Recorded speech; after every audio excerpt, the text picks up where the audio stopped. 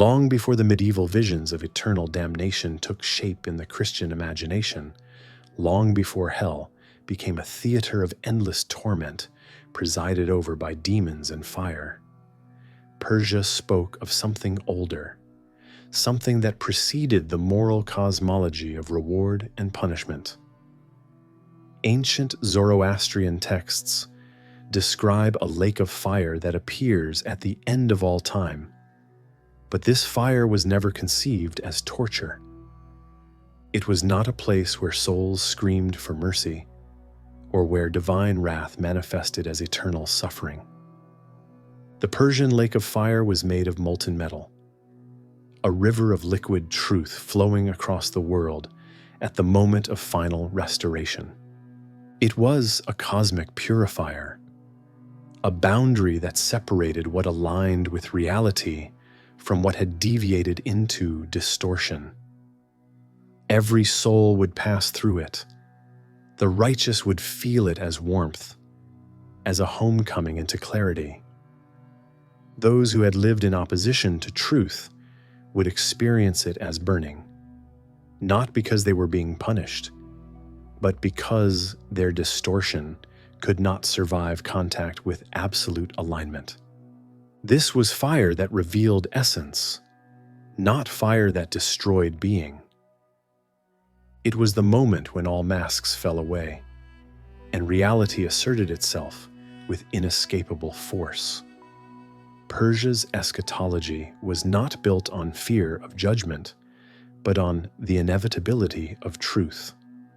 The lake of fire was the final test, the ultimate encounter with what is, a cosmological process that would restore the world to its original pattern, burning away every deviation, every falsehood, every shadow that had accumulated across the ages of time. In ancient Persian cosmology, fire was never merely an element among others. It was the visible manifestation of Asha, the cosmic principle of truth, order, and rightness that structured all existence. Fire illuminated, revealed, and purified. It could not coexist with falsehood. Where fire burned, distortion was exposed. Zoroastrian priests tended sacred flames, not as symbols, but as living expressions of divine order. Flames that connected the material world to the eternal pattern underlying all things. Fire was truth made visible, and truth was a force that reshaped reality toward alignment. Before the final lake of fire appears, Persian eschatology describes a bridge, the Chin-Vat bridge, stretched across the chasm between life and afterlife. Each soul crosses this bridge after death, and the bridge itself responds to what the soul has become. For those aligned with Asha, the bridge widens into a comfortable path leading to paradise. For those who lived in opposition to truth, those who embraced the druj, the lie, the distortion, the bridge narrows to a razor's edge, and they fall into a realm of suffering. But this intermediate state was not final. It was preparation for something greater, something that would encompass all souls at once. The Persian vision culminates in Fra Shokereti, the final renovation of the world, the moment when time itself completes its cycle and reality returns to perfection. At this apocalyptic threshold, the earth itself melts. Mountains dissolve into rivers of molten metal that flow across the landscape, covering everything. Every soul that has ever lived will pass through this fiery river. It is not selective judgment, but universal exposure. The lake of fire does not separate the saved from the damned. It separates truth from illusion, essence from distortion, alignment from deviation. What happens to distortion when all time ends? Persian eschatology offered an answer that later traditions would forget or deliberately obscure. Distortion does not endure eternally as a permanent opposing force to the divine. Distortion burns away. It cannot survive the presence of absolute truth. The lake of fire was not designed to preserve souls in suffering. It was designed to remove whatever was unreal, to strip away every layer of falsehood until only what truly existed remained. The afterlife in this vision was not a place of eternal separation, but a process of cosmic restoration.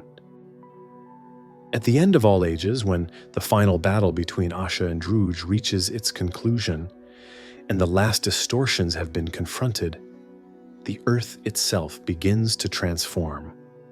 The solid ground, mountains, valleys, the foundations of the material world begins to melt, not into destruction, but into revelation. The earth becomes a river of molten metal, liquid fire flowing across the surface of creation like a cosmic sea. This is the lake of fire, the final threshold through which all existence must pass. Every soul ever born will enter this lake. There is no escape, no exemption, no alternative path. The righteous and the distorted, the aligned and the deviated, all will walk into the molten river at the same moment. This is not judgment in the sense of external pronouncement, it is exposure. The lake of fire does not decide who suffers and who is spared. It reveals what each soul has become. For those who lived in alignment with Asha, who cultivated truth in their thoughts, words, and actions, the molten metal feels like warm milk.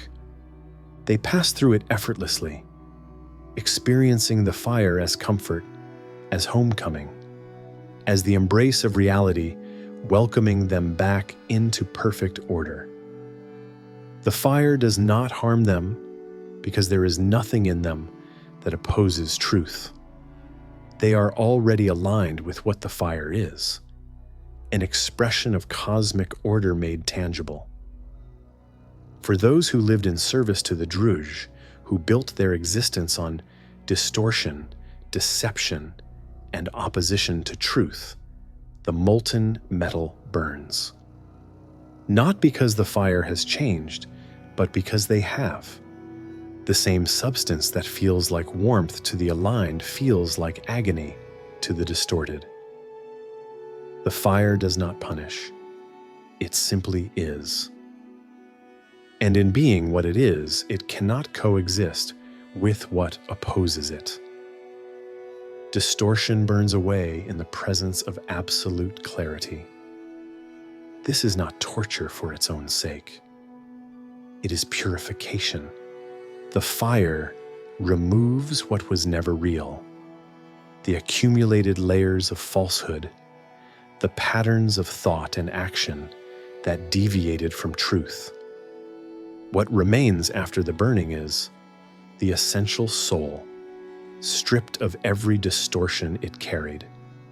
Some texts suggest that even those who suffered in the flames would emerge purified, restored to their original nature, cleansed of the distortions they had mistaken for themselves.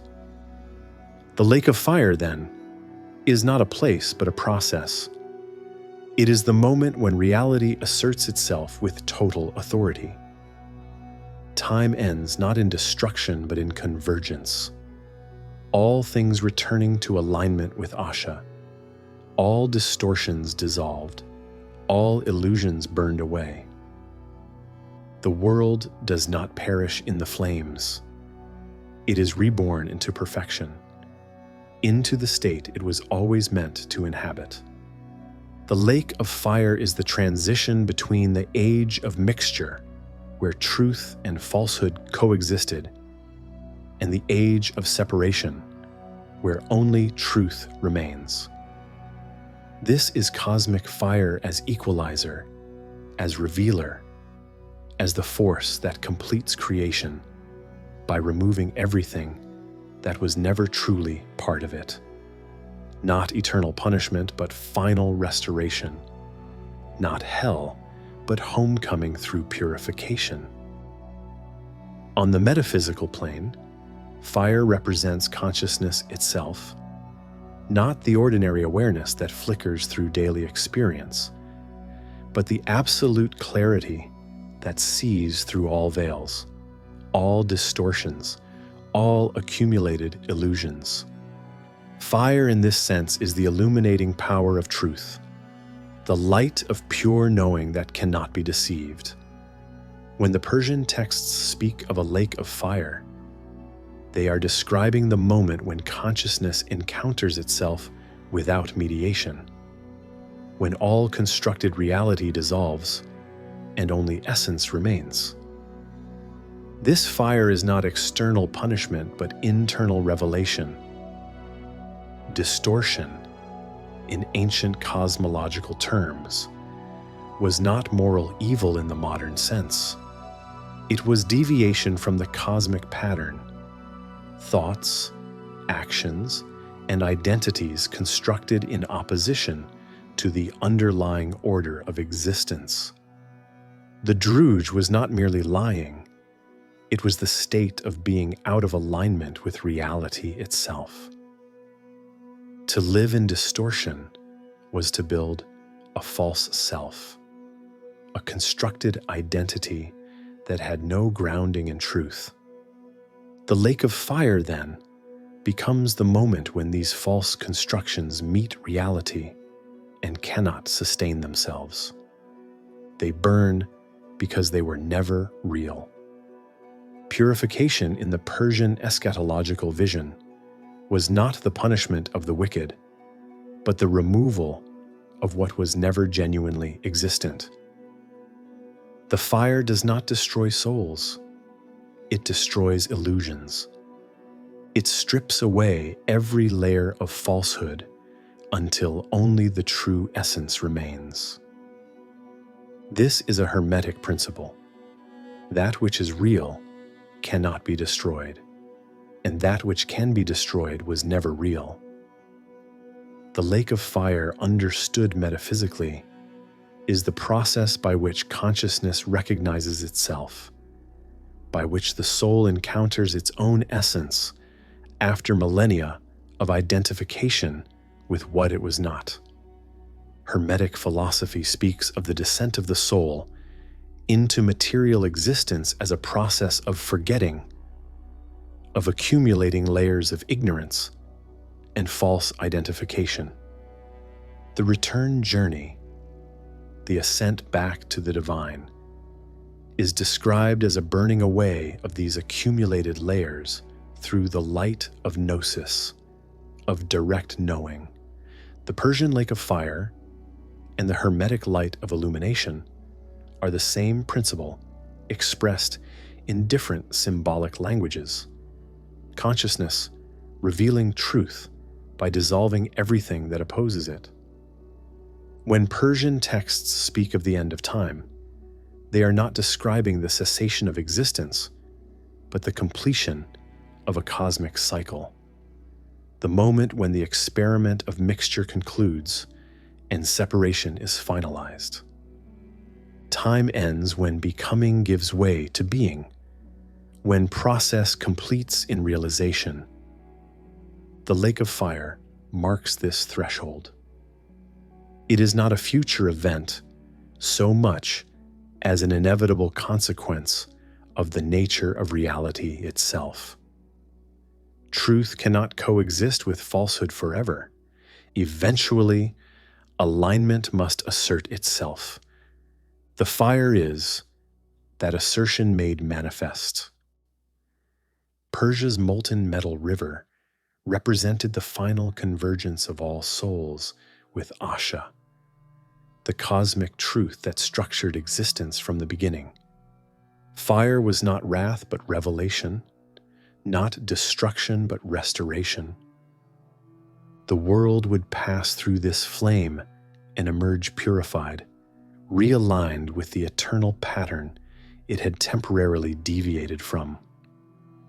Frashokireti was not apocalypse as ending, but apocalypse as completion, the fulfillment of creation's original purpose through the removal of everything that had obscured it. The Enochian apocalyptic tradition, particularly in First Enoch's vision of the final judgment, describes rivers of fire flowing from the throne of glory.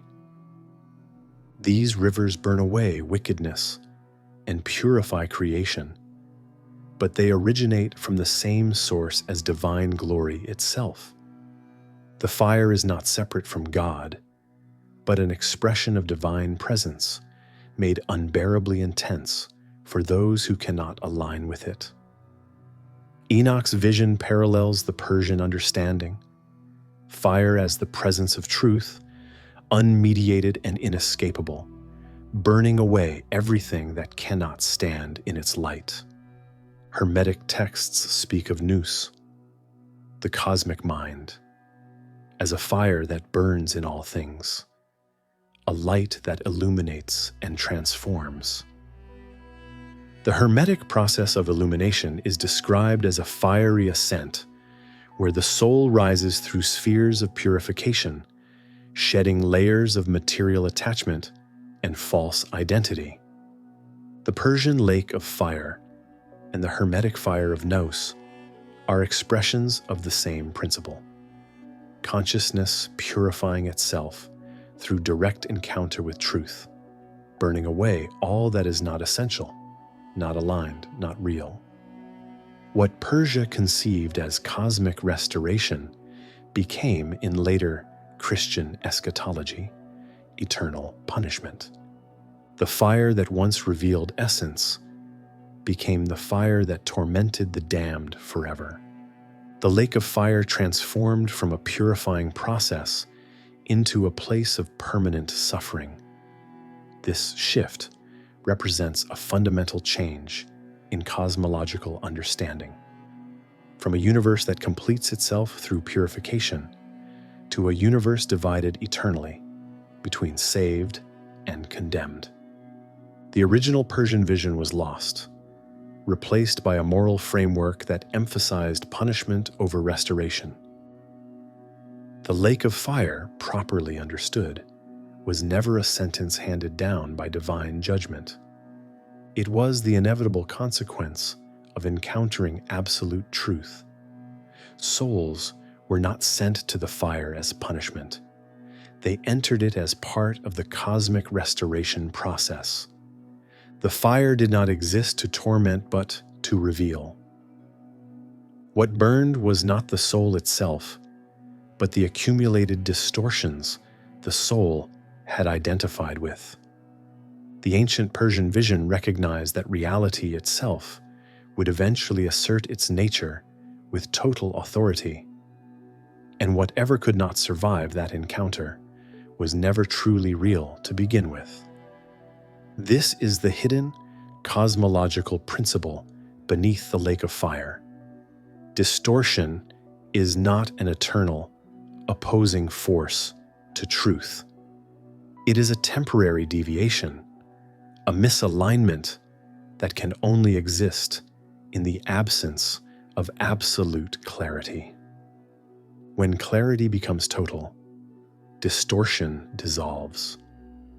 Not because it is destroyed by external force, but because it cannot maintain itself in the presence of what is real. The fire is simply truth, made so concentrated, so undeniable, that nothing false can coexist with it. This implies a universe fundamentally structured toward restoration, not eternal division. Persian eschatology offered a vision of the afterlife that later traditions would abandon. The end of time was not about separating humanity into permanent categories of saved and damned. It was about restoring all things to their original alignment with Asha. Even those who suffered in the flames would emerge purified, their distortions burned away, their essential nature revealed. The afterlife was not an eternal prison, but a cosmic completion.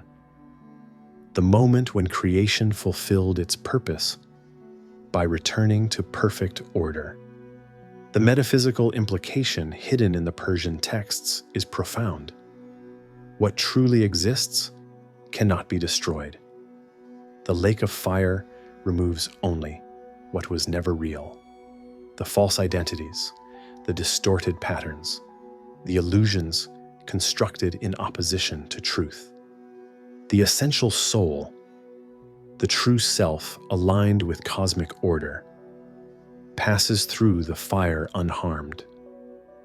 This suggests that hell, as later Christianity conceived it, was a misunderstanding of the ancient vision. Persia never imagined eternal suffering because Persia understood that what opposes truth cannot endure eternally. It burns away, and what remains is real.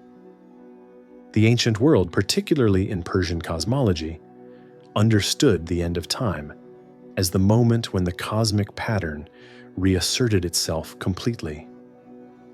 The age of mixture, where Asha and Druj contended for dominance, would give way to the age of separation, where only truth remained. This was not moral judgment in the modern sense, but cosmological inevitability. The universe was structured to complete itself, to return to perfection through the removal of everything that had deviated from the original pattern. The lake of fire was the mechanism of this return.